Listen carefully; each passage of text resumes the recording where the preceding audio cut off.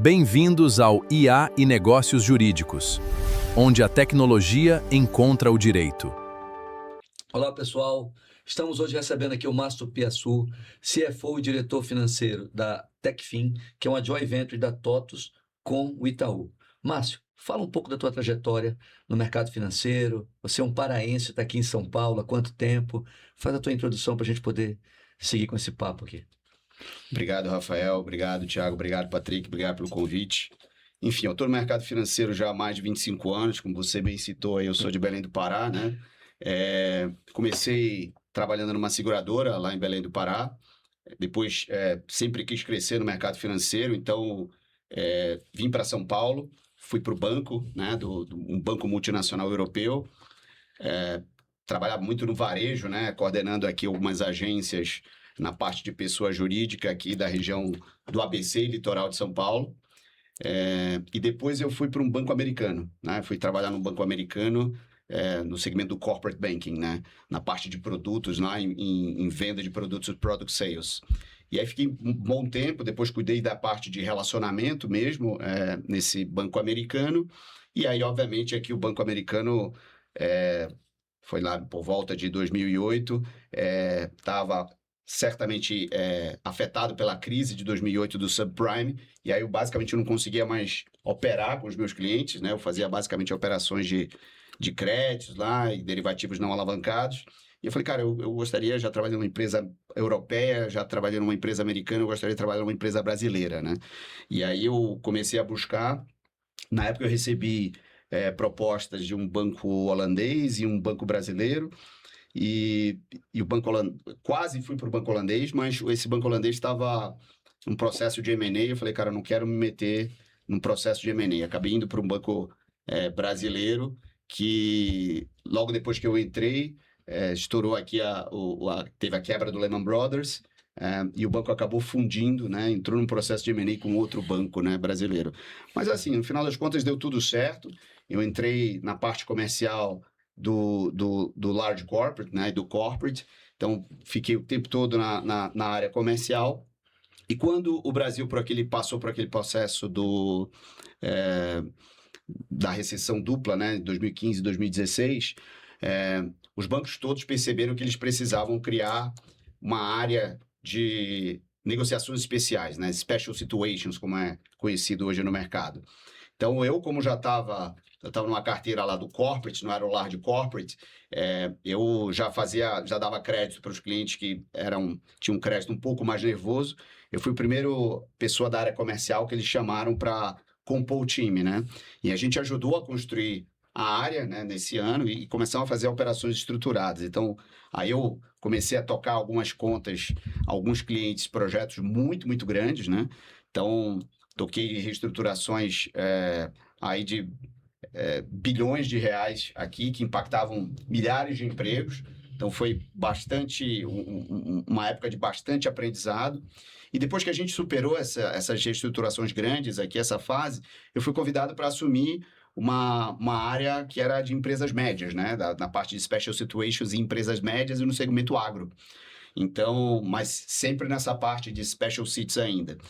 E aí a gente entendeu que a gente precisava mudar a abordagem. Então, a gente saiu de uma abordagem onde você pegava poucos clientes, fazia projetos muito grandes, né, de reestruturação, venda de ativos. Então, na época, a gente vendia muitas empresas, vendemos rodovias, vendemos companhias de trens, vendemos rodovias fora do Brasil, ativos, portos, prédios, sempre ajudando a estruturar financiamentos para os compradores conseguirem atingir, né, comprar esses ativos de forma competitiva. Então, a gente acabava resolvendo um problema de um cliente que tinha um problema, a gente dava liquidez no ativo dele para um cliente bom, né, dando um crédito novo para o banco. Então, era bom para o banco, era bom para o cliente que estava numa situação mais estressada, porque a gente dava liquidez nos ativos deles. Então, acho que foi muito bom esse momento. Quando eu recebi o convite para trabalhar nessa área, que eram empresas médias e produtores rurais menores, assim, eu percebi que a gente precisava mudar a abordagem, né? Então, a abordagem não era mais cliente a cliente, eu vou tratar como uma empresa multibilionária aqui de dezenas de milhares de funcionários, a gente precisava ter uma abordagem de dados e analytics e construir um framework para atender e ajudar essas empresas, porque no final das contas, nesse momento da carreira, a gente estava, eu estava num banco que é muito forte a presença dele nos clientes, então você não faz uma cobrança, na verdade, você tem que ajudar o cliente a sair de uma situação de estresse, porque você tem 40% da dívida dele, se você cobrar, a empresa quebra, na verdade, então você tem que ajudar o cliente a se reestruturar. Então, a gente montou um framework bem interessante, inclusive de assessorar essas empresas e muitas vezes indicando profissionais como CFOs, diretores operacionais, para eles saírem desse momento de entropia, né? E aí, quando eu peguei essa parte das empresas médias, a gente começou a acelerar bastante o que a gente chama da jornada de gestão preventiva, né? Então, a jornada de gestão preventiva começa onde? No crédito bem concedido, né? Então, no final das contas, um crédito bem concedido e bem monitorado, ele é bom para o sistema, e quando você dá problema, que faz parte, o crédito vai dar problema, o negócio do crédito vai ter inadimplência, você está com um arcabouço jurídico forte, com dados dos clientes para poder ajudá-los, e mesmo quando ele não tem um caminho, aqui a gente já tem um caminho definido, porque a gente podia ajudar ele de várias formas, né? Então, assim, a gente foi um dos maiores cases de monetização de dados do banco. Então, foi quando eu recebi o convite aí para assumir aqui também aqui essa joint venture da TOTVS com o Itaú na parte financeira, né? Então, eu cuido da parte financeira e também da parte de estratégia aqui de mercado, além da parte de fusões e aquisições, né? A gente está sempre olhando. Então, eu tenho conversado com muitas startups e fintechs aqui do mercado, e acho que a ideia aqui é a gente pensar em como é que a gente consegue ver o crédito para frente, né? Então, a gente está basicamente hoje na indústria, que é o que a gente chama de Embedded Finance, que é um crédito contextualizado dentro da jornada dos clientes, né? Então, a gente dá o crédito hoje dentro do RP, você reduz custo operacional, você melhora o fluxo do cliente, tudo já sai conciliado, e a gente tem uma BU que dá crédito para os clientes dos nossos clientes e aumenta a capacidade que esses clientes deles têm de comprar de grandes clientes do varejo. Então, assim, falei bastante aqui, mas basicamente essa é a minha jornada do banco tradicional, agora para o lado tecnológico aqui para a jornada do Embedded Finance. Márcio, qual foi o teu maior desafio nessa transição dos bancos tradicionais para vir para uma fintech que é outra realidade, outra velocidade, outras necessidades, ainda mais no mercado atual? Cara, ótima pergunta aqui, Thiago. Assim, o maior desafio assim, o maior desafio hoje talvez tenha sido pessoas, né? Então, apesar de estar na parte de tecnologia, o mindset ele é muito diferente, né? Da indústria de tecnologia para a indústria bancária. Então, assim, a gente precisou fazer alguns ajustes importantes aqui de perfil do time para a gente executar esse processo importante. E aí, se você tiver um time muito bom, como qualquer empresa de serviço, se você tiver qualquer empresa, o time faz toda a diferença, mas empresa de serviço, o time é tudo. Então, assim, você precisa ter um time muito bem alinhado com perfil e mindset de construção e crescimento, tá? Então, acho que talvez esse tenha sido a grande diferença, porque você pega num banco, né, um banco americano, um banco europeu, um banco brasileiro, todos muito bem estruturados, os processos já estão lá constituídos, você vai lá e otimiza os processos, e aqui a gente teve que construir muita coisa, então está sendo uma jornada sensacional aqui, e estamos muito animados aqui com as coisas que a gente está construindo e vai lançar no mercado, já estamos lançando e vai continuar lançando no mercado em breve. E hoje, falando assim, Márcio, do mercado que nós estamos hoje, inteligência artificial, um mercado que está aí disruptivo, todo mundo correndo uma corrida atrás, na verdade, né, de tecnologia e o que ela pode fazer. Hoje, como que vocês estão vendo isso para o impacto no mercado de vocês? Uma fintech já tem essa visão, mas como que está ocorrendo isso na prática para vocês? Legal, Thiago. Acho que assim, a tecnologia é a base de tudo, né? Então, acho que com base eu estou falando lá da minha experiência dentro, mas eu tenho conversado com muitos CFOs e CEOs do mercado, de muitas fintechs e muitas startups aqui do mercado. Então, assim, o que a gente está vendo é uma transição das operações financeiras tradicionais para aquilo que a gente chama de embedded finance, né? Que são finanças contextualizadas dentro da jornada do cliente. Então, quando você pensa no cliente, e antigamente a abordagem da indústria financeira é, cara, eu vou vender um produto, né? Vou vender essa solução, vou vender um Pix, vou vender uma capitalização, vou vender o seguro. No final das consórcio. Então, assim, no final das contas, o cliente ele não está querendo comprar um produto, ele quer uma solução para o problema que ele tem. Então, no final das contas, ele não quer comprar um Pix, ele quer receber do cliente dele. Então, assim, na minha visão, onde é que vão estar os vencedores do mercado? Os vencedores vão estar naqueles que conseguem oferecer a jornada contextualizada e integrada. Se ele vai receber via Pix, via boleto, via cartão de crédito, via stablecoin, débito ou qualquer outro meio de pagamento, isso aqui é o meio. É importante que as fintechs e os bancos consigam oferecer as soluções contextualizadas, integradas nas jornadas, e com baixo risco operacional a um custo competitivo. Então, você sai da abordagem de prestador, né, de serviço para parceiro de negócio. Você está lá acelerando o negócio do teu cliente. Ô Márcio, quando a gente olha para o crédito, uma coisa que tem que se levar bastante em conta é a forma de se analisar o risco, porque o risco está embutido no preço, né, daquele crédito. E com o advento aí da inteligência artificial, com certeza vocês estão conseguindo, né, o mercado em geral financeiro está conseguindo criar soluções para conseguir precificar melhor esse risco, mensurar e conseguir levar isso para a ponta, né, trazendo benefício melhor, uma taxa de juros menor. E como que você está vendo isso? Como que esse fenômeno está acontecendo? Está acelerando? A gente está conseguindo já aproveitar do advento da inteligência artificial para analisar crédito? E aí, só aproveitar, Márcio, porque isso me lembra bem, Thiago, que a gente sempre teve, tipo assim, uma cultura do negativo, né? Todo mundo pagava juros altos por conta de uma inadimplência que a gente não sabia que não era DPCI. Isso mudou hoje também, Márcio?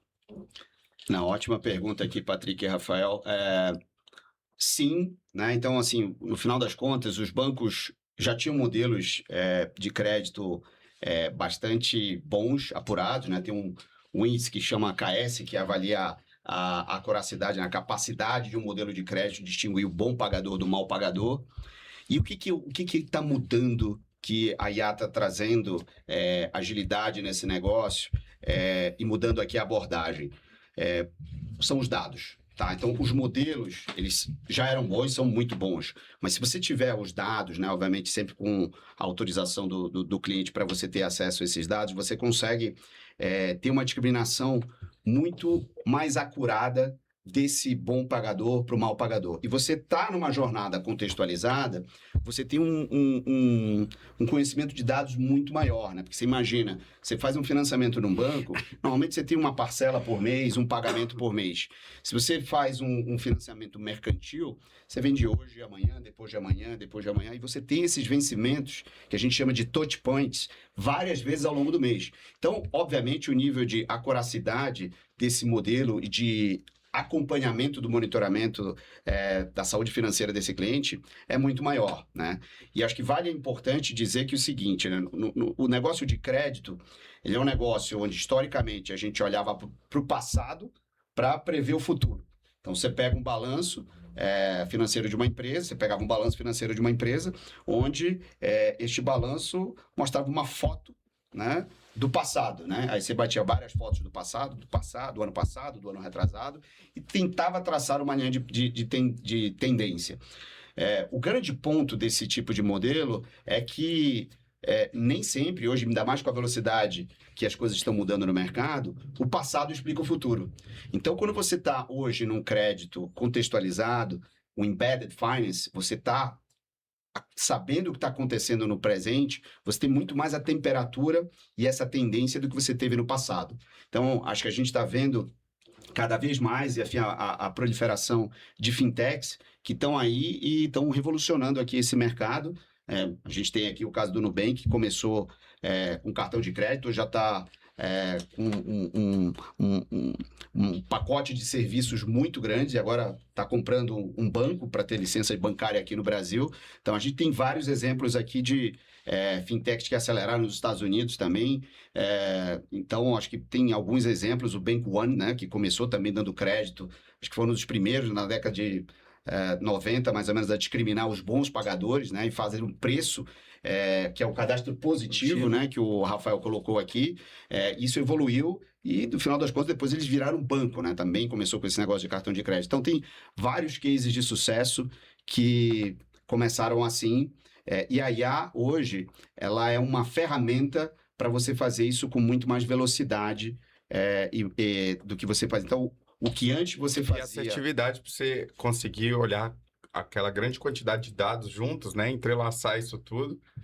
Aí você acelera, eu imagino que consegue acelerar a avaliação de crédito Melhorar a e qualidade. ter a acurácia ali na análise, né? Daquele potencial pagador ali para você, né? Perfeito. E a retroalimentação, né? Porque no final das contas você consegue Sim, também com tempo muito mais real. agilidade ver o que está dando errado e retroalimentar o teu modelo lá na frente.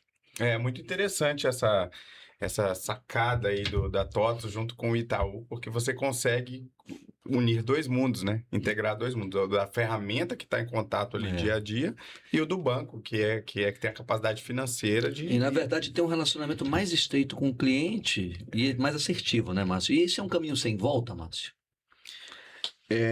Eu vejo que sim.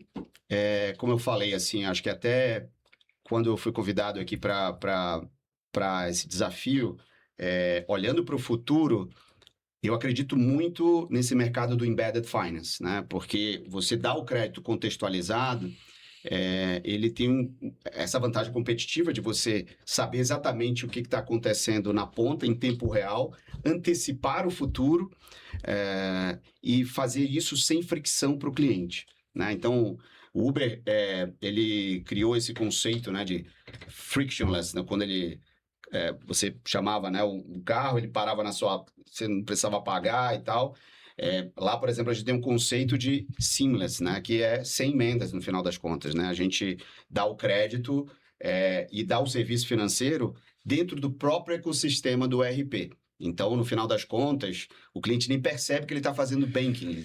Ele está dentro do processo que ele faz normalmente. E lá no meio ele está tomando crédito, está usando um produto de cash management dentro do mesmo ecossistema que ele já faz, com muito menor risco operacional, com muito mais agilidade e intercambiabilidade, né, e conversa entre os departamentos da própria empresa. Então, assim, realmente é uma jornada que agrega muito, muito valor para os clientes. Aqui nós podemos dizer, então, Márcio, nós estamos falando de uma transformação tanto do mercado financeiro, pensando com tudo isso que está acontecendo, quando a gente olha para trás e o que está sendo feito agora e o que vai acontecer com toda essa mudança.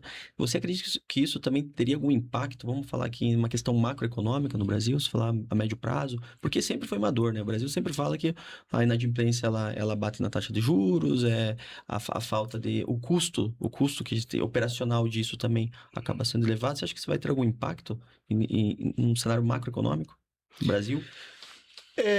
Assim, acho que quando a gente fala do cenário macro, obviamente a gente tem os fundamentos, né, econômicos. Então, assim, de fato aqui, eu não queria entrar muito em macroeconomia aqui, mas, assim, você não dá para ficar gastando mais do que arrecada, né? O governo não consegue ficar gastando mais do que arrecada. Isso se perpetuando, obviamente, aqui a gente vai ter um cenário de taxa de juros alta.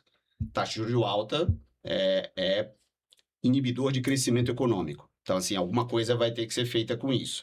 O que o mercado vai fazer? Ele vai se adaptar. Se o mercado... Se a macroeconomia estiver caminhando para um cenário onde você tem uma sustentabilidade econômica do governo e a taxa de juros começa a cair, o mercado vai se adaptar para uma economia onde você tem mais concessões de crédito, né? Você aumenta a participação do crédito na economia.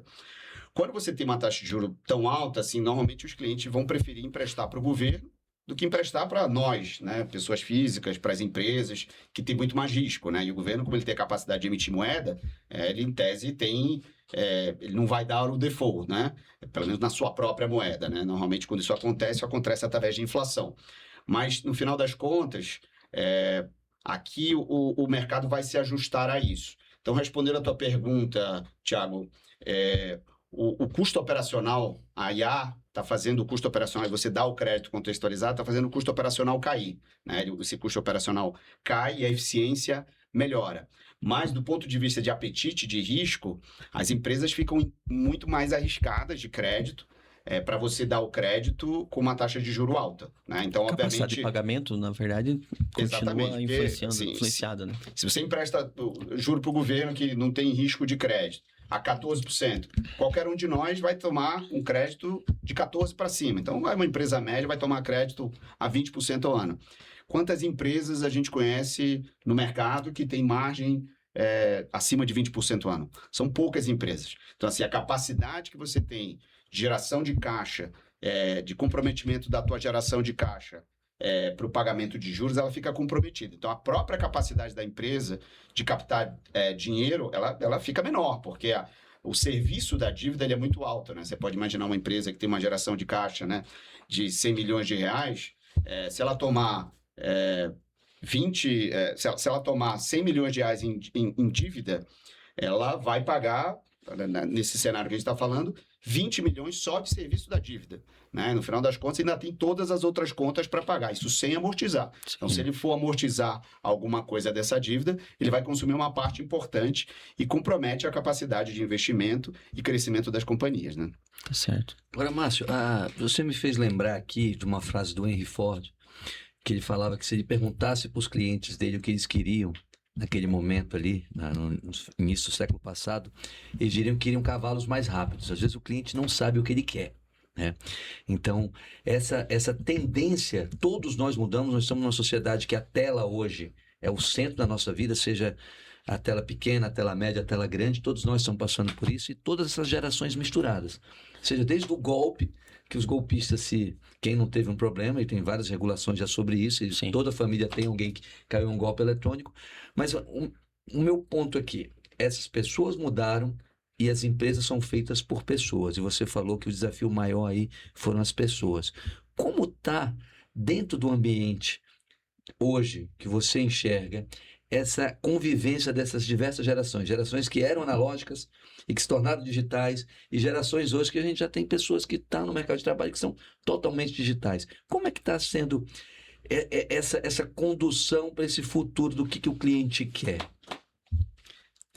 Bacana, Rafael. Acho que assim, é bem legal você falar disso, porque a área de pessoas da companhia também está comigo, né? A gente faz um mapeamento geracional do nosso time. Então, a gente tem um percentual importante de millennials, tem um percentual importante de geração X, tem alguns baby boomers ainda na companhia. Eu acho que o que é importante é você entender esse mix, né? De como cada um se relaciona com tecnologia, como cada um consegue se adaptar a essas novas tecnologias, né? Então, você falou muito do tema de fraude, né? Isso é uma coisa de cybersecurity, isso é uma coisa que preocupa bastante, tá? Isso é uma coisa que a gente tem investido pesadamente lá.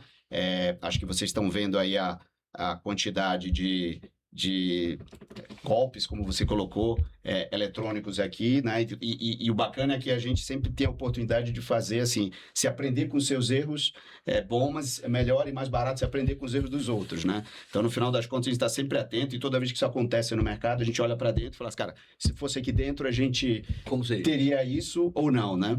Então, a gente tem passado no teste, né, de toda a infraestrutura lá que a gente tem criado, e eu estou vendo isso acontecendo muito no mercado, tá?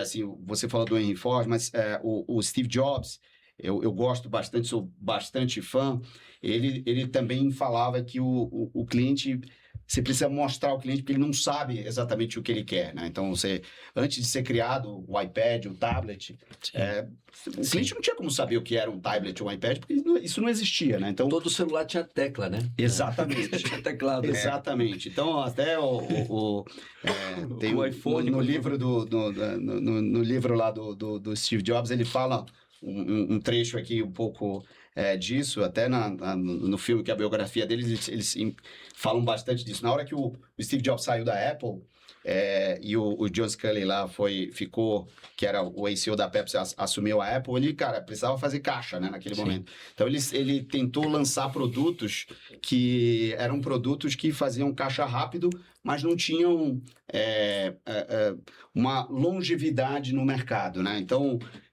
eu lembro que ele lançou uma época de um Palm Pilot, na época, eu acho que, se eu não me engano, chamava Newton, e quando o Steve Jobs voltou para a companhia, a primeira coisa que ele matou foi esse, né? Porque ele falou exatamente assim, cara, aqui você está perdendo um grande espaço onde você pode ter um teclado ou qualquer coisa na tela com um teclado fixo, que você não pode mudar. Então, assim, ele quebrou paradigmas, né? Então, a gente está vendo, inclusive, a própria Apple agora tá um pouco com a ausência do Steve Jobs, tá um pouco sofrendo com essa ausência de novidades disruptivas, né? Uhum. Que ele tinha muito isso de provocar o time, né? Às vezes provocava até de uma forma mais agressiva, né? Ele era um cara mais difícil, assim, de se trabalhar, né? Então, acho que é isso dito lá, mas, de qualquer forma, ele fazia isso, essa criação e pensar fora da caixa de uma forma muito, muito estruturada, né? E assim, nós estamos num momento aí de disrupção pela inteligência artificial, né? Esse movimento que tem acontecido aí desde a chegada do ChatGPT. E tem um grande executivo aí da OpenAI que ele fala, inclusive, que a IA é a última invenção humana. Ou seja, a partir da IA, tudo se cria através dela, né? Por meio dela, não é o homem sozinho. E isso está causando uma grande revolução no mundo. Muita gente ainda não viu, muita gente está dormindo para isso, não acordou.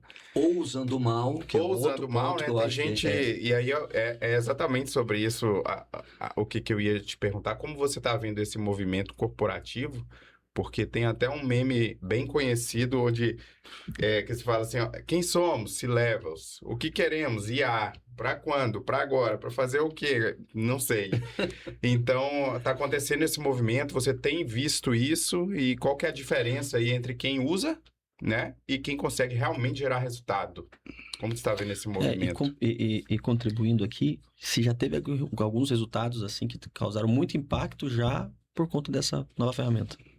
Legal.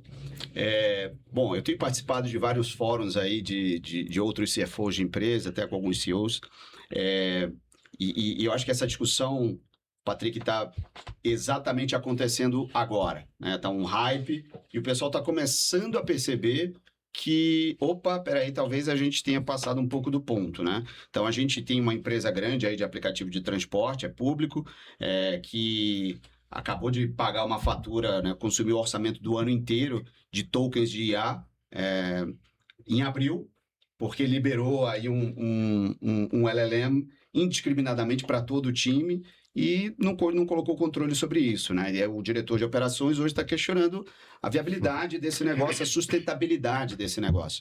Então, isso, assim, para mim, quando eu olho a sustentabilidade, pensando em como isso... do valor agregado que ela cria versus como isso é sustentável no futuro, a gente está nessa discussão. Então, por exemplo, o que eu tenho visto e o que eu acredito bastante é que a gente deva fazer uma solução que seja agnóstica a uma única tecnologia, né? Então, por exemplo, hoje está todo mundo falando da Anthropic, está todo mundo falando do Claude. O risco de você ficar aderente a uma única tecnologia... Ele é grande, né? É só a gente ver o que o governo americano fez agora com o modelo Fable lá da própria Anthropic, que, cara, proibiu de usar quem não é americano, tá? Então... E podou o modelo completamente, né? Que ele era o Mythos, né? Que a Anthropic, até de curiosidade, a Anthropic criou um projeto chamado Glassing, onde ele trouxe grandes empresas, bancos, JP Morgan, a Amazon, Google, até Google concorrente, participando desse grupo para cibersegurança, para pensar em como as empresas iriam reagir a esse modelo Mythos, que poderia quebrar grandes negócios e até governo. A área militar, todo mundo preocupado com o Mythos. E aí a própria Anthropic causou esse movimento de proteção e de insegurança no mundo. Quando ela lança o Fable, o governo obriga ela a criar um tanto de freios, né? Ele colocou cabresto na IA. Então, a gente está usando ali várias vezes, ela, opa, começou a falar de biologia, opa, começou a falar de segurança, ela cai automaticamente para o Opus. Então, o governo criou, né, essa restrição que agora, como você está falando, se a gente começa a ficar refém, a gente coloca o nosso negócio em risco. Perfeitamente. Então, assim, como é que eu vejo, tá? No final das contas, você tem um orquestrador onde ele é agnóstico a qualquer LLM. Você pode buscar hoje, Anthropic está em voga, amanhã, enfim, pode ser de novo a OpenAI, o Grok. A gente está vendo os modelos chineses avançando também de forma bem importante. Então, é importante que você tenha esse orquestrador agnóstico, e um ponto que preocupa a mim e vários CFOs também, e CEOs com que eu tenho falado, é assim, hoje, se você usar o modelo Fable, ou o último modelo de qualquer LLM, para responder uma pergunta simples, como uma soma de 2 mais 2, ele vai responder. Só que ele vai consumir uma quantidade de tokens bastante elevada do que você pegar um modelo de 5 anos atrás, que vai te dar a mesma resposta, talvez com um pouquinho mais de tempo de velocidade, mas a mesma resposta, a mesma qualidade, uma velocidade, uma latência aqui um pouco maior. Então, assim, esse tema da sustentabilidade e da fronteira eficiente que a gente tem hoje na eficiência entre qual é o modelo mais eficiente para me dar aquela resposta num custo mais competitivo. Sim, sim. Né? Isso é dinâmico. Né? Então, esse mês pode ser a velocidade de lançamentos aqui é semanal. É difícil acompanhar, né? É muito difícil acompanhar.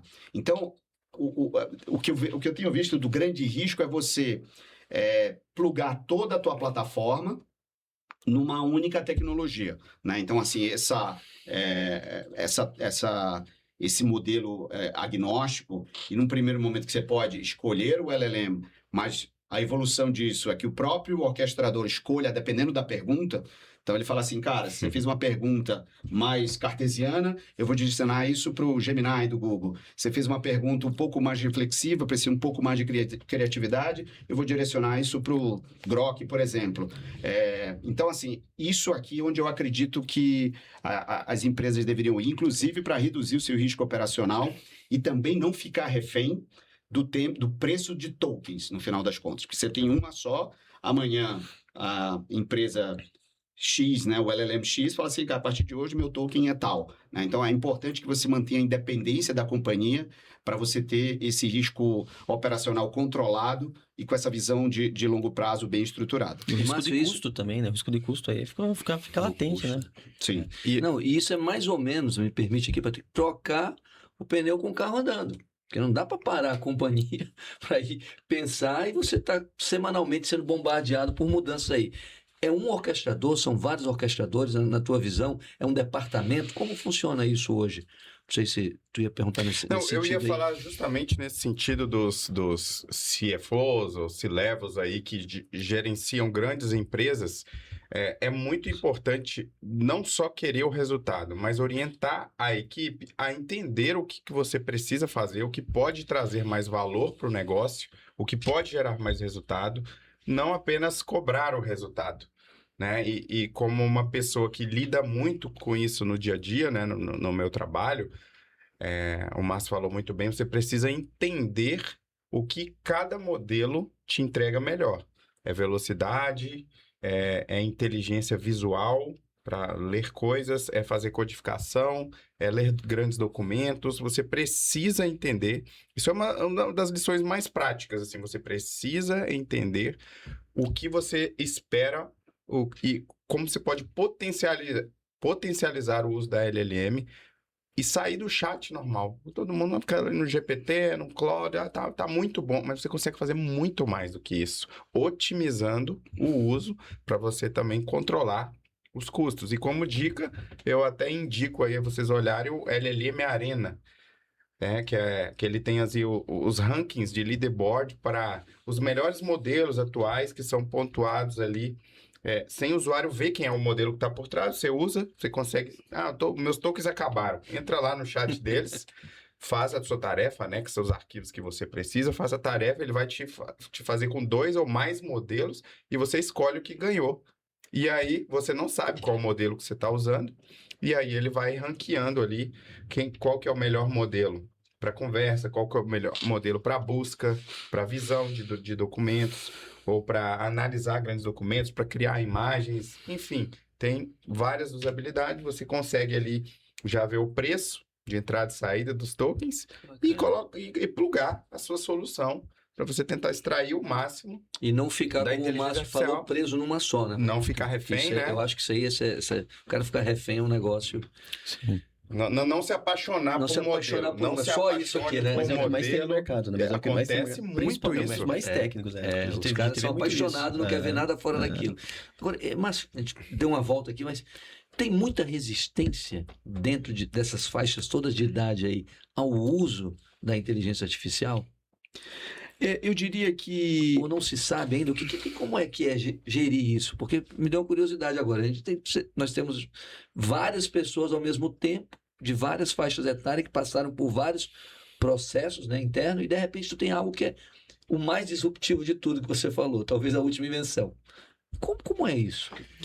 Assim, ótima pergunta, Rafael. O que eu vejo às vezes não tem tanta relação com a geração e tem mais relação com o mindset da pessoa, né? Então, a gente tem alguns casos onde a gente tem obviamente, as gerações mais recentes é muito mais raro você ter isso acontecer, porque são nativos digitais, né? Eles já nasceram nessa realidade. Então, assim, eles já são experts, né? Para a gente aqui da geração X, os baby boomers e tal. Obviamente, essas gerações têm um pouco mais de dificuldade, mas eu tenho visto pessoas dessas gerações, cara, com muita fluência e sabendo exatamente o que está acontecendo e sabendo operar, né? Então, tem um conceito que eu gosto bastante e que eu acho que a gente tem incentivado o time lá bastante a olhar, que chama High Impact Individual Contributor, né? Que é um contribuinte individual de alto impacto dentro da companhia. Quem é? É o cara que conhece muito o negócio e que ele potencializa o seu trabalho com vários agentes o auxiliando, né? Então, você vai ter um time de agentes específicos, né? Como você conhece muito bem aqui a tua indústria, trabalhando e fazendo a tua atividade. Então, enfim, a gente tem processos lá que a gente conseguiu adicionar IA e a gente exponenciou o resultado, mas exponenciou do tipo, eu consegui atingir 2.000 clientes a um custo de X.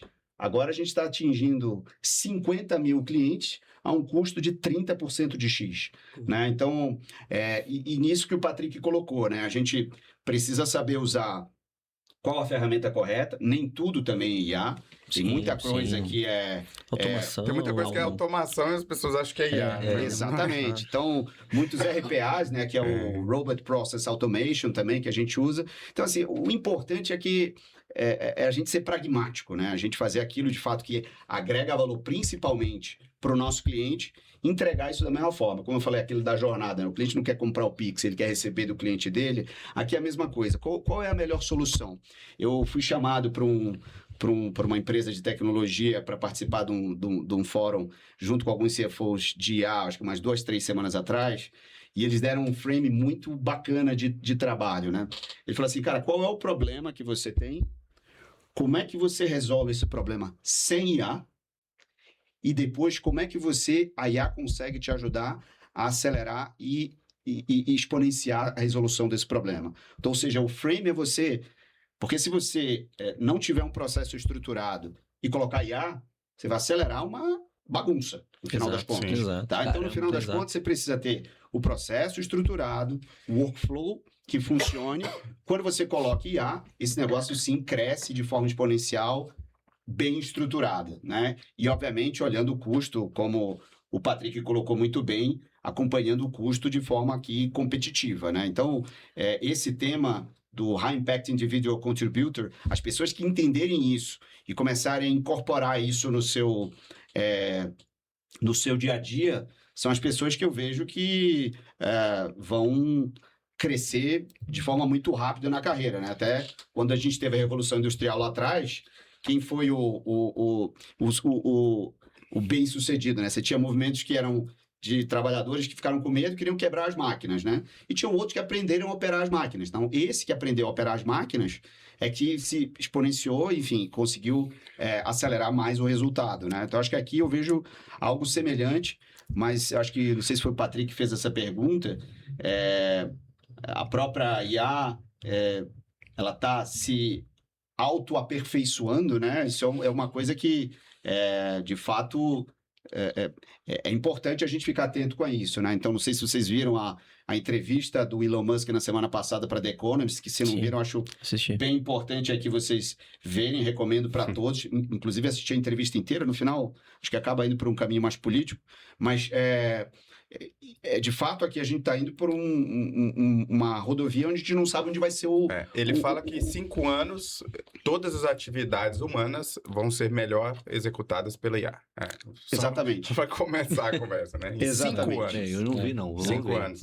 Eu recomendo bastante, assim, ele é longo, né? Mas a primeira parte, acho que ela é muito, muito rica para a gente refletir, né? Estamos falando de alguém que tem revolucionado as indústrias todas por onde tem passado. É verdade. Então, acho que aqui é importante a gente sair do hype da IA, né? Então, acho que Sim, aqui eu, sim. até na minha posição como CFO e cuidando da parte da estratégia de mercado do negócio aqui, eu tenho muita preocupação com a sustentabilidade do negócio, né? Então, você ficar dependente de uma única ferramenta e você não ter opções é um risco operacional que as empresas não podem correr. Sim. Agora pensa comigo. Olha o que o Márcio falou.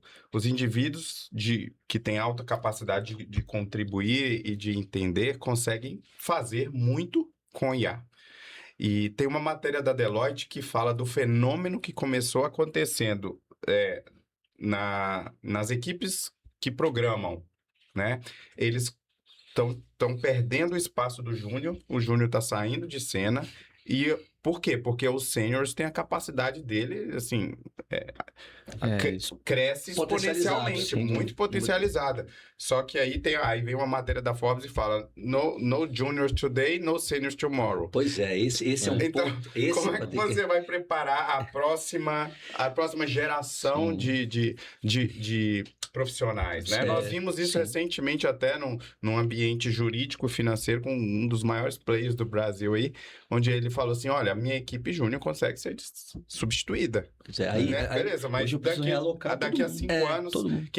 quem serão os novos seniors? Não, e aí vamos pegar aquela figura que é uma figura batida e que, via de regra, sempre levou culpa, e quem não foi, e se não tiver no futuro, vai ser uma perda muito grande para a humanidade, que é o estagiário, né? Eu vejo aqui defendendo Não, que nós sempre o coração dos Rafael, estagiários estão em risco. nós estamos falando do júnior. Não, Então, o estagiário... já... Não, o estagiário já foi, mas aí Você como vai que ter o que ser um Júnior vai... trainee, que vai ter que estar habituado a Só o isso. Márcio para responder. Como é que vai ser, Márcio? Júnior, estagiário? Assim, obviamente, aqui A tua visão, né? eu acho que o Patrick foi bem cirúrgico aqui, né? De fato, a IA, essas tarefas repetitivas, né? Os cargos de entrada, essas tarefas aqui, a IA consegue fazer, né? Obviamente, aqui você hoje já consegue ter um nível de autonomia importante, porque você consegue colocar uma IA para fiscalizar o que a outra IA fez, né? Que você cada vez menos está precisando de supervisão. Obviamente tem que ter cuidado com o tema da alavancagem operacional, que a gente chama, né? Porque no final das contas, você pode ter alguma IA que está, de alguma forma, aqui alucinando, ou pode ter algum problema operacional, ou se você tiver refém de algum LLM específico, você não tem alternativas. Então, o tema do orquestrador e não ficar dependendo de um único provedor é super importante, mas as empresas vão ter que pensar em como é que elas... qual vai ser a arquitetura. Vai ter que ter uma arquitetura de aprendizado nova para as empresas conseguirem ter sêniors no futuro, né? E aí eu acho que, assim, uma das coisas que tem acontecido bastante, e eu tenho lido artigos sobre isso, tem muitos jovens que estão já partindo para empreender, né? E aí, assim, eu estava vendo ontem mesmo um rapaz que eu acho que ele era do MIT, e ele saiu da faculdade para montar um fundo de IA. Então, ele começou a comprar a tecnologia, a tese dele, escreveu um paper, na verdade, e aí não tinha experiência com fundo, montou um fundo para investir em infraestrutura de IA. Acho que a tese dele no longo prazo, de fato, é vencedora, que é assim, na corrida do ouro, quem ganha dinheiro não é o garimpeiro que vai lá, quem vende é a picareta, no final das contas. Então, a tese dele era essa, né, de quem venderia a picareta. E, no final das contas, parece fazer sentido. Faz porque sentido. o investimento em data center, investimento em Em todo o energia, ecossistema energia que necessita a capacidade computacional da IA, é o que está crescendo de forma importante, né? Mas, no final das contas, é um jovem que não tinha experiência em fundo, não tinha gestão de risco. Cara, o fundo chegou a ter um patrimônio de 45 bilhões de dólares, o fundo foi liquidado, foi vendido agora para uma empresa acostumada a comprar fundos em distress por um valor, né? Então, aqui eu acho que o tema do empreendedorismo, acho que talvez seja um caminho, né, dos jovens aprenderem, não nessa magnitude, lógico, né, mas aprenderem, então, colocando soluções na prática, vão quebrar, vão aprender com isso, e talvez o que eu imagino é que, no futuro, as empresas vão buscar estes jovens que empreenderam 1, 2, 3 vezes, não acertaram, e na quarta acertou. No final das contas, você faz que a gente chama no mercado de M&A, né, de fusões e aquisições, de acqui-hire, que você compra a empresa para ter o talento, tá? No final das contas. Então, você compra aqui uma empresa early stage, né, no final das contas, para você trazer aqui os talentos, né? A gente viu o Facebook fazendo isso para levar talentos aí para acelerar o Meta AI, né? E aí a gente tem até aquele fenômeno que o Amodei lá, que é o founder da Anthropic, falou, né? De você ter unicórnios aí com uma pessoa, 2 pessoas só, Isso acelerando isso. Então, eu acho que esse aqui pode ser um caminho, né? E, de qualquer forma, nem todo mundo tem esse perfil de empreendedor.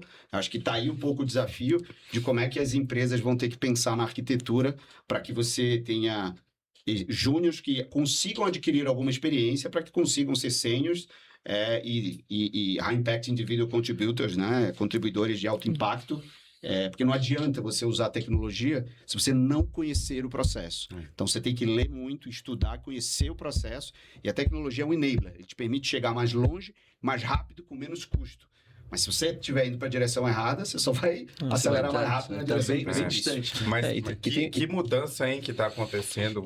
Isso realmente está acontecendo, esse êxodo aí de jovens nas universidades saindo, deixando MIT, Harvard, tem algumas matérias que eu estava lendo sobre isso, e eles saem para criar soluções com inteligência artificial, porque a inteligência artificial trouxe poder. Você não domina um assunto, você coloca um modelo ali, ou faz uma automação plugada em um modelo, ele faz coisas incríveis para você. E esse êxodo é real, está acontecendo já com os jovens, e é preocupante.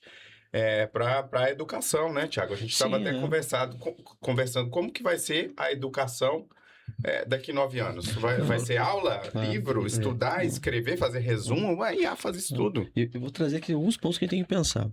A geração da década de 80 e 90, computador para nós, todo mundo sabia um pouco até de programação. Então, essa geração agora, você vai falar com o executivo, nós estamos numa reunião, ele criou uma agenda nova para ele criou todos os agentes de tarefas para ele, parou de usar o que já tem no mercado, ou seja, a geração da década de 80 e 90, ele sabe o que era, como fazer a construção por trás. A geração mais nova tem uma certa dificuldade, em que pese tem outras ferramentas, agora não vai nem precisar entender muito para crescer. Mas nós temos uma questão de dentro de casa, você está falando aqui fora do Brasil, mas no Brasil nós temos um problema sério aqui que eu vejo, que é o perfil do brasileiro, né? Do jovem brasileiro, ele não é ensinado a empreender, né? Muito mais dentro de casa que você aprende do que fora de casa, né? Então é um problema que a gente vai ter que talvez enfrentar. E a outro impacto aqui que você tem que pensar, que no Brasil é muito grande, é a burocracia. É o país da burocracia. E o que mais impacta imediatamente a automação, a inteligência artificial é a burocracia. Não, e o Márcio falando, me veio aqui na mente o seguinte, imagina no serviço público. Exatamente. Cara, como é que você remaneja? Judiciário. Na nossa área, Judiciário. O que a gente está enxergando hoje... O judiciário, cara, vai passar por uma revolução, vai implodir de dentro para fora em algumas coisas. Porque, na verdade, não tem. Como você falou o caso, você que falou o caso, Patrick, mais cedo, não sei se você viu, mas o professor colocou um comando lá para colocar uma palavra Madagascar conta aí. Ele colocou, ele fez um trabalho para a classe, né? 35 alunos. E aí tinha que fazer um resumo sobre um tema que eu não me recordo. Sem usar IA. Sem usar IA. E aí os alunos pegaram o enunciado e no enunciado, escrito com a letra da cor do fundo, né? Que a IA consegue enxergar, mas eles não enxergam. Estava escrito, coloque no meio do meio do resumo uma frase falando de Madagascar em um contexto que não tenha nada a ver com o assunto. E aí, dos 35, chegaram 32 trabalhos que estavam falando sobre o assunto que o professor pediu, e do nada tinha Madagascar, uma ilha que está boiando, totalmente fora de contexto. Ou seja, eles não chegaram nem a revisar o que... Talvez os outros 3 também usariam, mas revisaram. Revisaram, pode ser também. Tiraram a frase jamais de saberemos. Madagascar. Mas é isso que está acontecendo.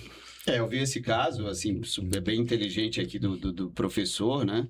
E o que preocupa é isso, na verdade, né? Os 32, eles usaram, eles nem leram. Isso. Então, assim, isso é um problema que eu vejo aqui na geração, e obviamente aqui eu me preocupo com os meus filhos, né? Então, Sim. porque no final das contas as sinapses elas acabam... Você não está construindo algumas sinapses que a gente teve, Sim, né, Thiago? Isso sim. que você falou na década de 80 ou 90, porque, cara, você está acostumado a sempre estar lá na tela, perguntar e ela dar a resposta. E a IA potencializa quando você sabe Você construir. fica preguiçoso. Essa é a Ou você, a mas tradução os literal. jovens você Deixa não entende. preguiçoso. Mas os jovens nem sabem a construção, porque tá vindo pronto. É isso. Então, assim, no final das contas, eu, por exemplo, obviamente aqui em São Paulo, eu sempre uso aqui o Waze para dar o trânsito aqui pra gente, mas você acaba ficando tão refém disso que eu falo assim, cara, mas qual o melhor caminho? Então, eu tenho exercitado, inclusive, a mente, eu li um livro, tem um livro sensacional que chama O Poder do Hábito, que é bem importante, inclusive, você exercitar aprender, né? Fazer coisas de tal. Então, uma hora você desliga o Waze, deixa eu tentar descobrir. Eu, quando vim para São Paulo há 20 anos atrás, não tinha Waze, não tinha nada. Acho que era o antigo guia 4 rodas que a gente tinha lá para achar as ruas, né? Então, eu estava lá trabalhando para explorar cliente, minha função era trazer clientes novos. Então, imagina, um paraense aqui em São Paulo, eu ia com guia 4 rodas. Hoje você tem o Waze, você chega muito mais rápido, mas é importante você exercitar isso, né? Então, fala inclusive de você fazer coisas que são desconfortáveis para você naturalmente, tipo escovar o dente com a mão esquerda, né? Eu sou destro, escova o dente com a mão esquerda. Você, de fato, deliberadamente fazer algumas coisas fora da zona de conforto, né? Porque você tem fora da zona de conforto é a zona de aprendizado. Você não pode chegar na zona de dor, né? Que é aquela zona de, cara, realmente bate o desespero, mas sair da zona de conforto é onde você vai ativar essas sinapses aqui que permite aqui essa geração aprender, né? Então, hoje, a gente percebe aqui, do ponto de vista geracional, né? Que nem todo mundo tem uma boa resiliência, né? Então, acho que, de novo, isso preocupa, não são todas as pessoas, mas algumas pessoas têm tido menor resiliência, né? A dificuldades, a frustrações. Então, por isso que acho que, voltando com a tua provocação lá, Patrick, de como é que vão se formar os sêniors é formado com esse aprendizado mesmo, né? De cara, errando, aprendendo com esse erro, e os mais inteligentes também aprendem com os erros dos outros, né? Verdade. E agora, assim, do ponto de vista prático do uso da inteligência artificial, a gente vê que estão surgindo soluções, mas a gente não ouve falar tanto de grandes projetos, a não ser as grandes empresas que usam os data centers, que criam os modelos de LLM, igual o Google, eu estava lendo esses dias, lançou um projeto do Dolphin Gemma, que eles conseguem ficar catalogando sons dos golfinhos, ver quando ele emite alguns tipos de sons, o que isso quer dizer para os outros golfinhos. Eles estão meio que criando uma tradução, ali um tradutor para a linguagem do golfinho. Ele já consegue emitir o som de volta e o golfinho esboça um comportamento e tal. Então, a gente consegue ver aplicações incríveis, né? E a tendência é surgir mais coisas na ciência, na biologia, cura de doenças, novos fármacos. Mas no dia a dia das empresas, assim, eu estou vendo pouco. O que a gente mais vê de solução Sim. é uma automação ali para falar com o cliente no WhatsApp, alguma automação ali Coisa que já poderia para ter, gerar então, anúncio, mas o que está gerando de resultado? O que vocês estão vendo aí de soluções no mercado sobre isso?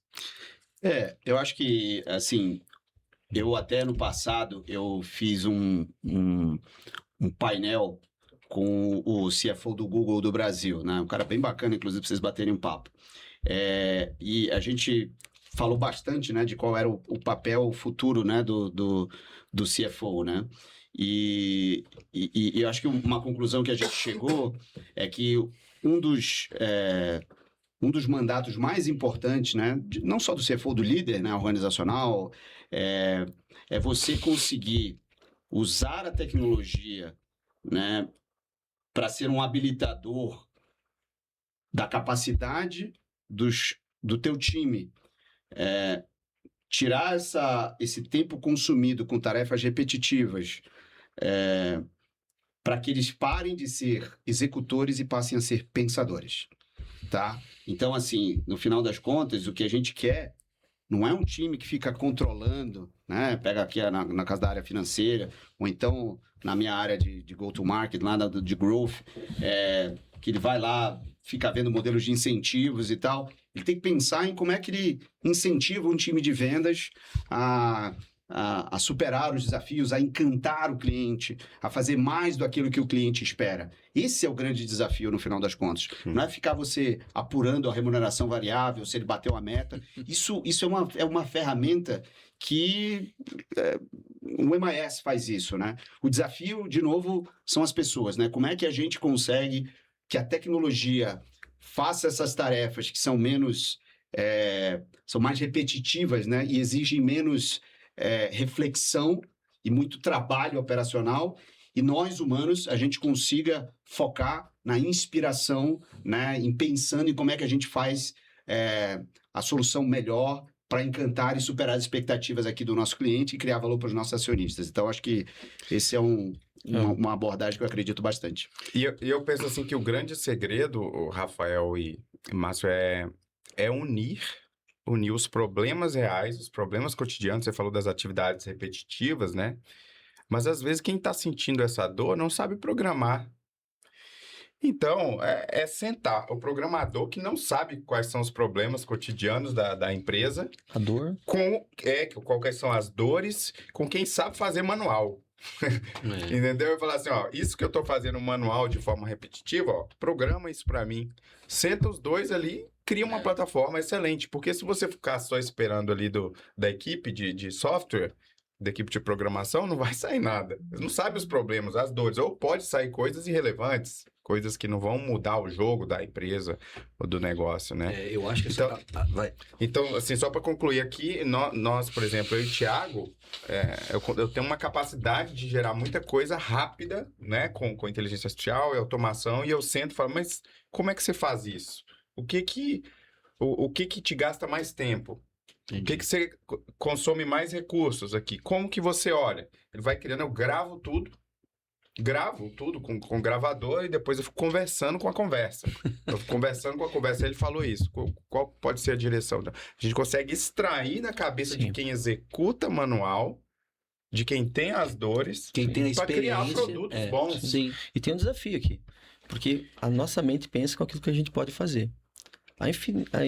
O que está sendo possível fazer agora, eu tenho que parar e pensar, eu não fazia isso porque eu não conseguia, o que eu posso fazer? Eu tenho que estar toda hora me pensando dentro do que a gente faz, o que eu posso fazer agora que eu não podia antes? Por que eu estou fazendo isso? Você tem que ficar toda hora se perguntando, eu fazia isso por conta disso.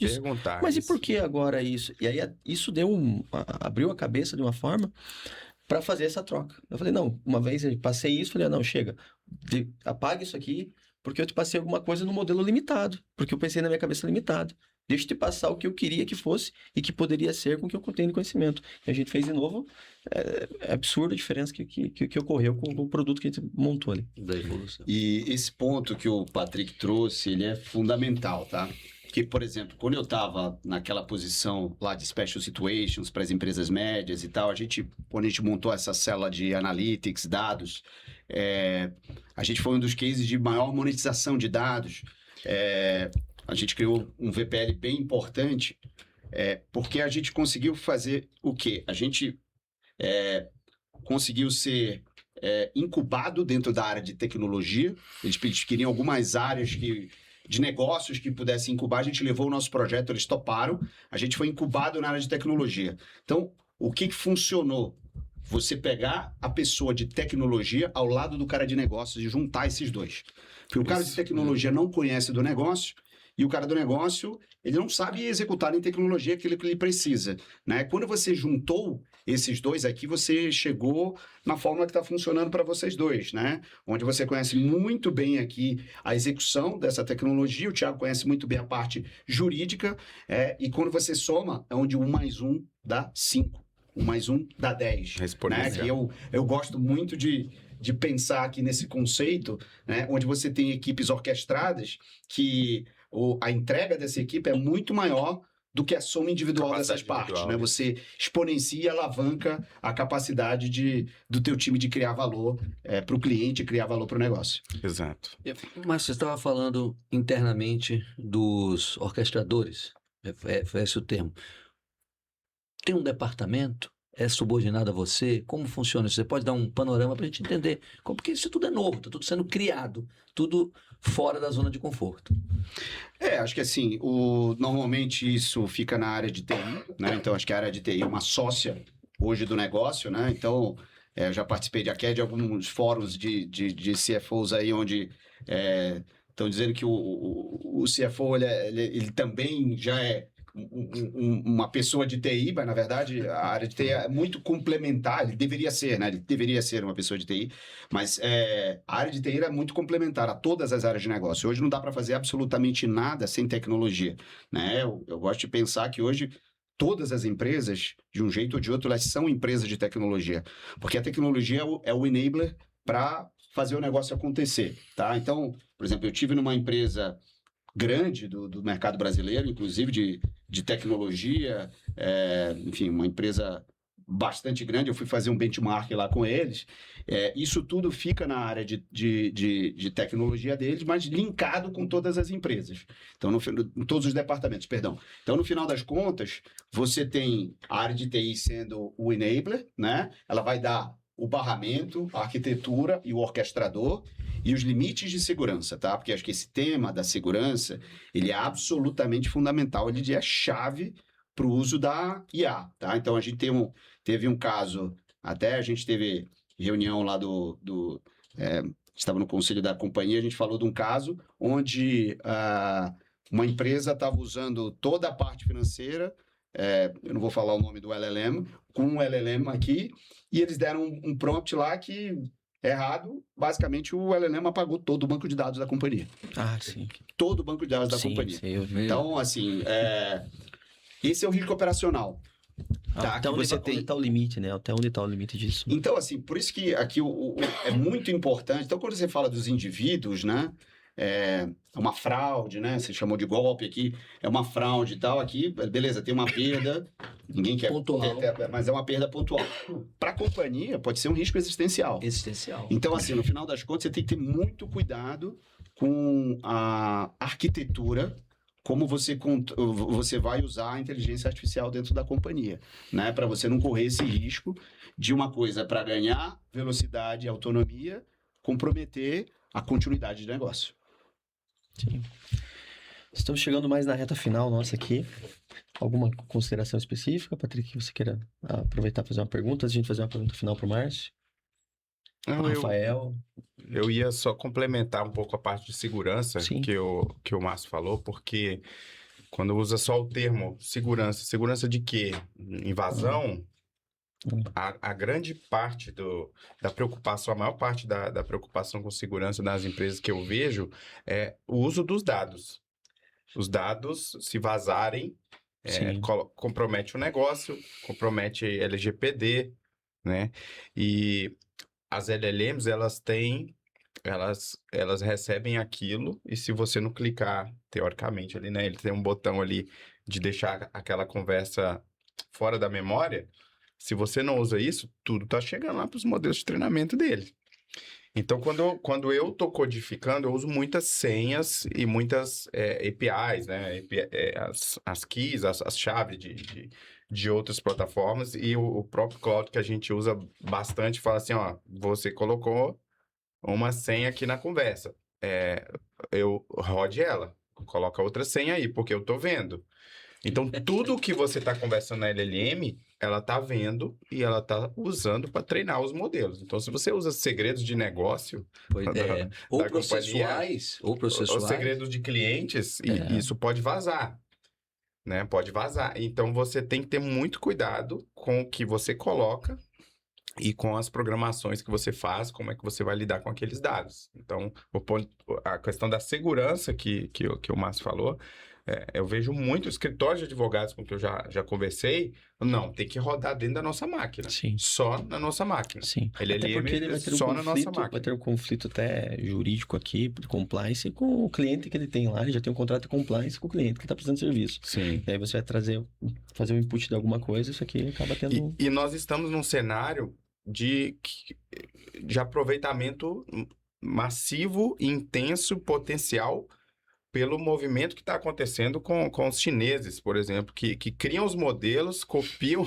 os grandes lançamentos em pouquíssimo tempo e fica parecido com o Cloud da Anthropic, com o Gemini, e você pode simplesmente pegar aquilo, instalar numa GPU, né? As GPUs da NVIDIA aí que está crescendo assustadoramente o valor de mercado, você treina aquela LLM, ela é sua e ela roda na sua máquina e é um modelo poderoso, né? Então, os chineses estão ajudando e criando uma corrida incrível e fazendo os modelos serem aperfeiçoados. Estava até brincando, contando aqui que o Kimi K3, né, saiu agora, modelo chinês, e se perguntou para ele, tem alguns relatos na internet, de quem que te criou? Qual modelo que você está baseado? Aí ele fala, eu sou o Opus do Cloud, né? Ele fala que ele é da Anthropic. Ele é um modelo da é Anthropic. super sincero. Então. Né? É super sincero. E isso é um movimento, né, da ampla concorrência que está ajudando muito a IA a evoluir de forma aceleradíssima. Toda semana é difícil atualizar, porque toda semana, de 15 em 15 dias, está saindo um modelo melhor que o outro. Você tem que ficar lendo e se atualizar. Márcio, vou fazer uma brincadeira, essa colocação do Patrick da segurança e dessa mudança. Eu já tenho uma pergunta final para ti, mas eu tinha uma pergunta anterior, que já até brincado, que era qual é o próximo Pix? E não o Pix que você vai fazer para mim ou para alguém. Mas próxima revolução financeira. Assim, a próxima revolução financeira é melhor do que o Pix. Mas qual é o limite, Márcio, da inteligência artificial? Olha, assim, o limite, eu confesso, talvez eu não sou o mais qualificado para dizer qual é o limite, né? Eu posso contribuir a pergunta? Vai, bora. Então, como você vê, então, dentro do mercado que você está atuando e do dia a dia, o que você vê os próximos 2 anos, assim, esse impacto mais prático? É exatamente isso que eu ia complementar, né? Acho que, assim, o limite, assim, talvez é uma pergunta para a gente fazer para o Sam Altman, para o Dario Amodei e para o Elon Musk, e eu acho que eles já falaram isso, né? Assim, a própria entrevista do Elon Musk na semana passada para The Economist, ele deixa bem claro, né? Acho que o Patrick listou aqui. Mas vamos pensar aqui, acho que basicamente qual é o futuro, né? Talvez como é que eu vejo aqui, principalmente aqui na indústria financeira, né? Hoje a gente está vendo aqui uma proliferação de agentes muito grande nas empresas, né? Acho que ainda alguns estruturados, você tem um caso de alguém que usou um LLM que apagou o banco de dados. O fato de você ter um ERP, ele obviamente traz muito mais segurança operacional, então para as empresas isso aí é bem importante. E aí você vai ter, obviamente, os agentes criados pelos clientes, né? Pessoas físicas, pelas empresas, para lidar, né? Os CFOs eletrônicos que vão olhar o movimento da companhia, assim, com certeza, a gente já está vendo isso aqui, estamos trabalhando isso aqui dentro do RP também, que te antecipam a necessidade antes dela ocorrer, né? Olhe para o teu movimento econômico, de novo, eu queria terminar com isso, né? olha o movimento operacional que reflete o movimento econômico que movimenta o caixa. Né? Então, no final das contas, hoje o banco ele está vendo o caixa na conta. Se a gente está antecipando isso e olhando o movimento econômico, a gente consegue antecipar vários outros movimentos, inclusive oferecer a solução financeira certa para o cliente certo, no preço certo e no momento certo. Né? Então, esse é um lado. E o outro lado, como é que os agentes das estruturas, como a gente é lá na Techfin, o Embedded Finance, ou de bancos, vão interagir com os agentes dos nossos clientes. Né? Porque essa economia entre agentes é uma coisa que eu vejo não muito distante acontecendo também. Então, acho que É um ponto a gente interessante. tem que entender exatamente, acompanhar, né, para onde o mercado vai, né? Acho que tem que estar muito antenado. Como todos vocês falaram aqui, os lançamentos e as inovações são dezenas, centenas no mundo da IA durante uma semana, né? Então, a velocidade da transformação está muito longa, né? Mas o que eu acredito, de fato, que o futuro é o Embedded Finance, é você oferecer uma jornada financeira contextualizada, seja dentro da jornada operacional. O ERP, obviamente, tem uma vantagem muito grande nisso, né? Porque você já está no operacional da companhia, mas também, eventualmente, em marketplaces, né? Onde a coisa está.